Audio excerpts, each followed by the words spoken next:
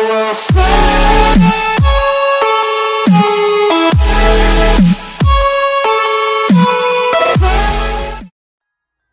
Hey guys, my name is Q, and welcome back to my channel. Today I bring you guys yet another Destiny theory.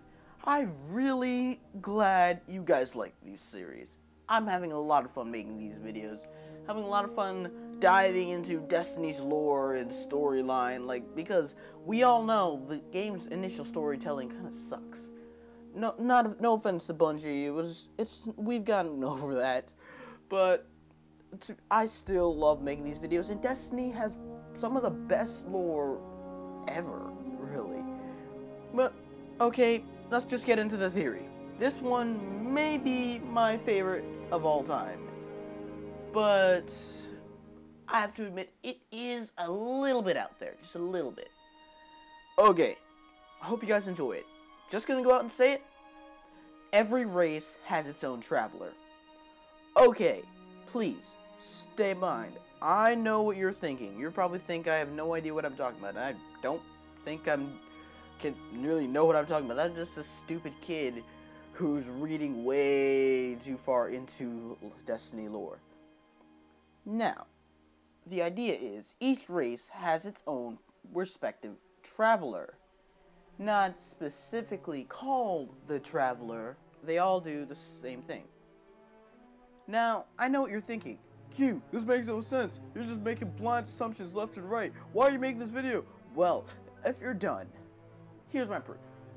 First of all, let's start with our Traveler, which, as the story goes, saved humanity, saved our worlds, brought new life to the only beings that can protect us, the Guardians, and created the Ghosts, which revive and, to an extent, protect the Guardians by providing them with a shield upon revival and reviving another Guardian.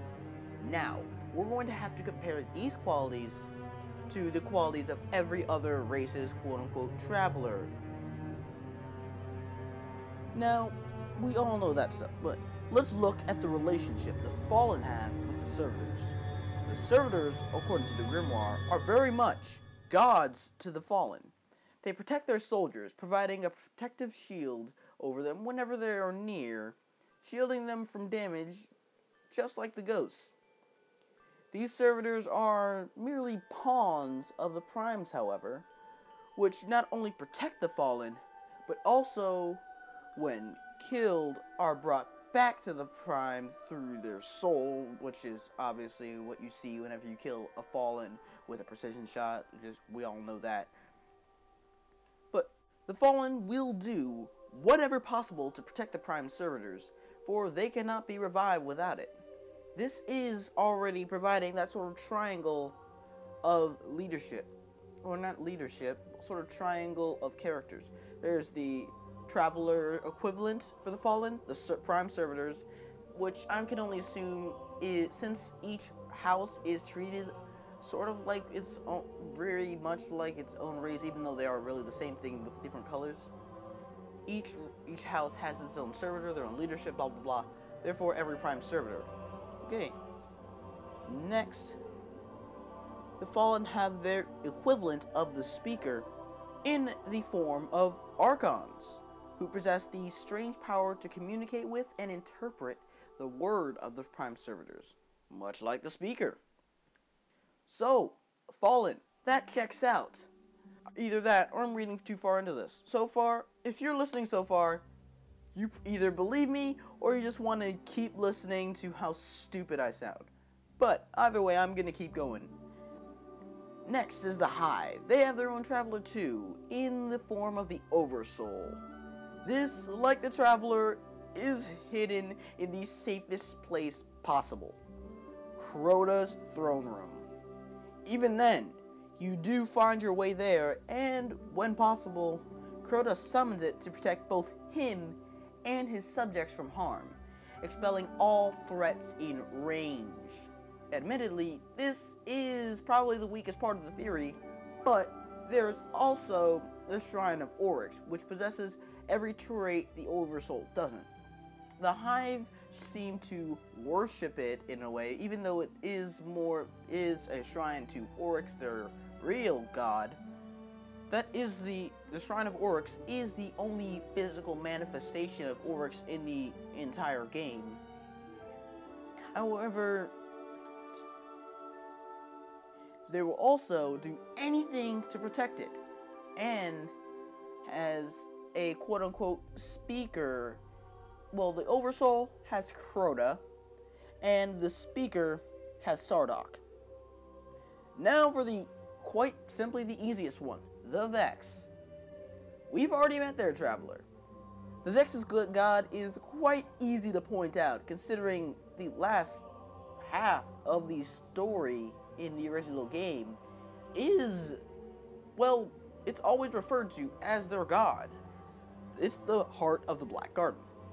I mean, it's even referred to as such by Dinklebot himself.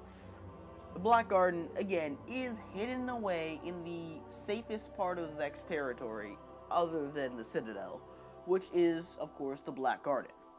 It is worshipped by the Vex, obviously, and even possesses the ability to bring life to its subjects, reanimating the soul progeny, which, to a degree, are its speakers. To be honest, we don't really know much else about the Vex. We don't know how they communicate, really, other than that whole central mind thing. But the thing is, we thought it would be the Black Garden's heart, but we destroyed the Black Garden's heart, and it's still they're still working. I digress. Now, the only part of this theory that is really hard to place is the Cabal. It's not that it doesn't apply to them, it's just that we don't know all that much about them in the first place. The biggest boss that the race has in their hierarchy is Valis Ta'arik, who, as far as we know, is just a super big Centurion who is the captain of a Cabal ship. So, we haven't exactly fought the biggest and baddest of the Cabal yet. However, we do know that their weaponry not only deals damage, but also uploads battle data to the central network that they have. This network holds battle data on every race the Cabal have fought, including us, which is seemingly only accessible by very few, such as the Centurions or whatever's higher than that. The network is also presumably kept as safe as possible, for every shred of information the Cabal possess is most likely kept there.